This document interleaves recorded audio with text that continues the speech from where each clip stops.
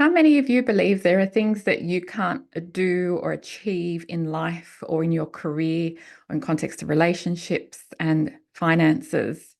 Could it be that you have learned helplessness? This is an actual concept, and the term has been coined by a psychologist by the name of Martin Seligman. I think that's how you pronounce it. Otherwise, it's Seligman, Seligman. And learned helplessness comes from our past experiences in those certain situations, and it forms our neurology and who we are today. But did you know that you can choose to change this now? So how does this come about in the first place? And why am I here to talk about it? Well, my name is Anne Barrett, and my business is called Empowering Health. And I'm all about empowering the individual in the health of all aspects of their life. It's not just health and well-being, it's mindset, it's career, it's relationships, it's finances, it's the health of all aspects of your life. And I want you to be your personal best. And we can only be our personal best when we start asking questions and investigating, why is it that I believe what I believe about myself?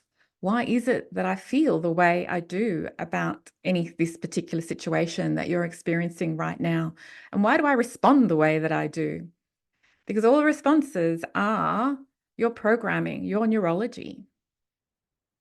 And so right now, think about an aspect of your life where you feel that you're not good at something.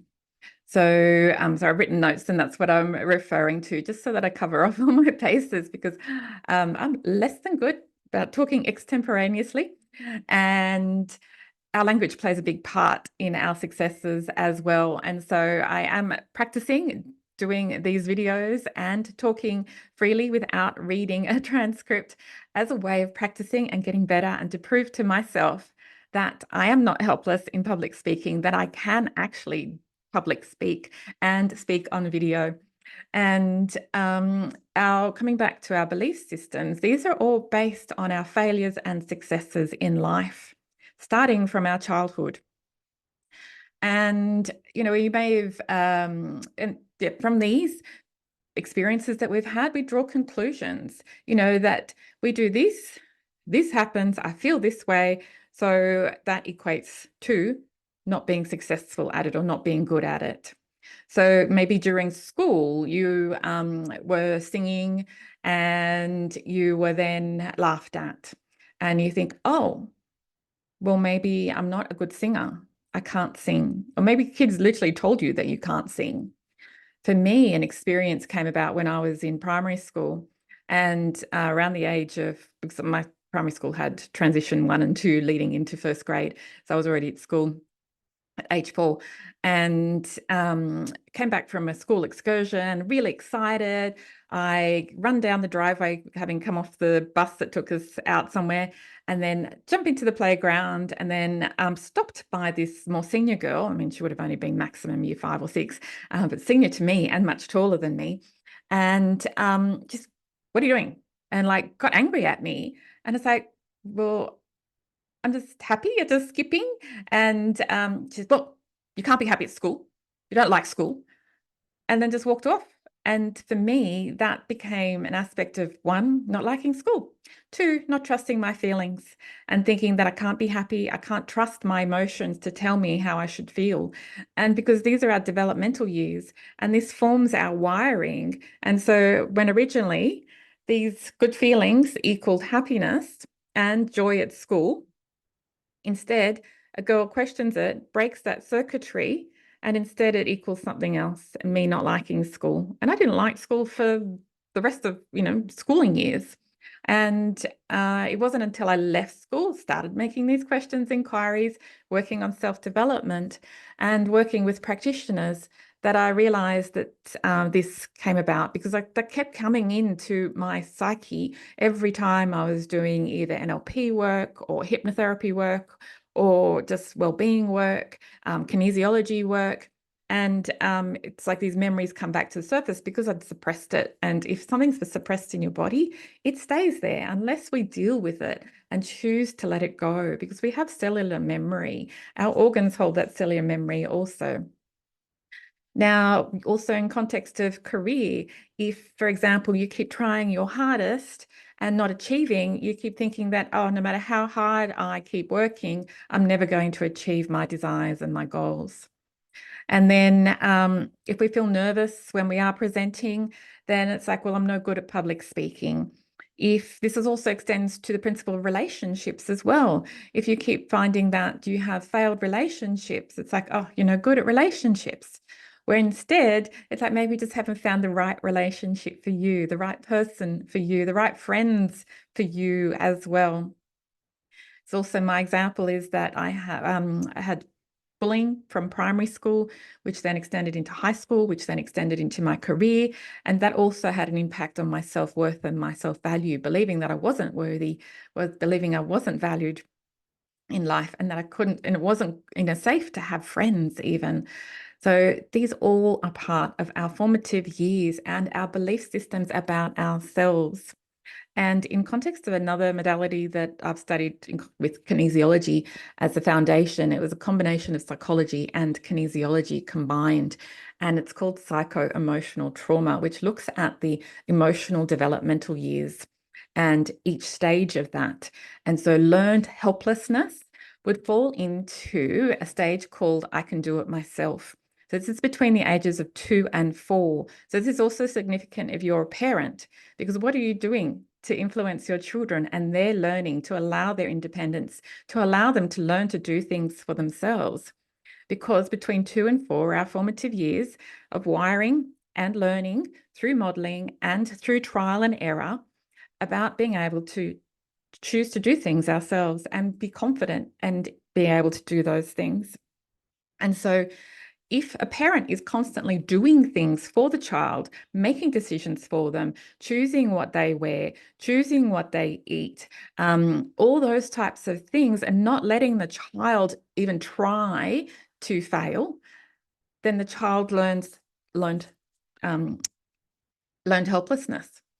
And well, many, not all, I'm just saying this is what I've studied and this is what I've learnt in my training.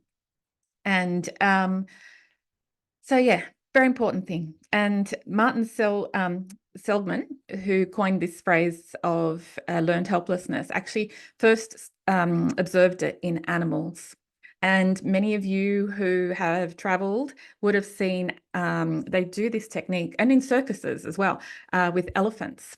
So first they chain up the elephant with an actual chain and a stake. And so no matter how hard the elephant pulls on that chain, he can't move, he can't escape. But over time, all they do is put a light rope around. But the elephant actually learns and believes that they can't escape when they have something, even if it's just a light string tied around their ankle, they can't escape. And there are many of us, it comes up even in oracle card readings, tarot card readings, the red ribbon tied around someone's ankle as an imaginary thing that's holding you back, imaginary tethers holding you back. And it's like sometimes, life is like walking through mud, and that's another imaginary thing. It's like life doesn't have to be hard. Life can be easy if you change and start questioning your reality, questioning, are these beliefs really true? In what other ways have I been able to achieve these things? So, you may not have be successful yet in your career, but you may be successful in other areas of your life. And that's evidence enough to prove that you can be successful. And let's see. Yes, so and just want to also clarify that learned helplessness is not self-pity. It's part of your programming, part of your neurology. That means that you can't actually see the opportunities that are there for you. You are blind, you've been programmed and blind to seeing opportunities. So what you need to do is start questioning. Write down your limiting beliefs about yourself, and then find ways that you can prove yourself wrong in this area. However, if you need further support, I can help you. I help people on all levels with a number of modalities that I'm qualified in. I love kinesiology because that helps us get to the underlying emotions. So working with the Chinese 5-element theory, we can also identify the underlying emotions that first came online. And you look at your energy blocks in this flow, because any area of your life can be overlaid onto this. It's like the flow of life. This is yin and yang in more detail. So yin and yang is about having balance in life. And when we have balance, we have optimal health and well-being and are able to actually move forward. So in the context of the 5 elements, earth is when we're feeling content and fulfilled in life. And so I help to identify where your imbalances are in your flow, in whatever it is that you want to move forward from. I also use mindset techniques, even within my kinesiology protocol, and to find out if there are any self-sabotages and limiting beliefs or stresses relating to you even achieving your goal. Sometimes we need to work on clearing those first before we can do any other work. And this is the reason sometimes, no matter how many times you go and see a practitioner, the balances undo themselves. But it's important to get the subconscious mind on board with you. And learned helplessness is one of those subconscious things sometimes that we're not even aware of. And so I can help you to identify and shift those. Reach out. If you'd like to make an appointment, go to my website, www.empoweringhealth.clinic, and then there's a booking button there, or just type in /booking and make an appointment. I see people online or in person in my clinic, which you can see behind me, which is in Winmalee in the mid-Blue Mountains in New South Wales. And I can also do remote sessions if that's easier, like if our times don't match. And yeah, work online, as I said, which is my preference. Working online is awesome because it helps with you focusing on you and not the touch and feel as a sense. Like, because we're cutting off one of the physical senses, the other senses become more heightened. Well, that's the feedback I've had from a lot of my clients. They actually prefer to work online, which is awesome. So that means we can spread our wings and work further. And wishing you all an awesome day. Again, I'm Anne Barrett of Empowering Health, and I hope this has helped you in some way.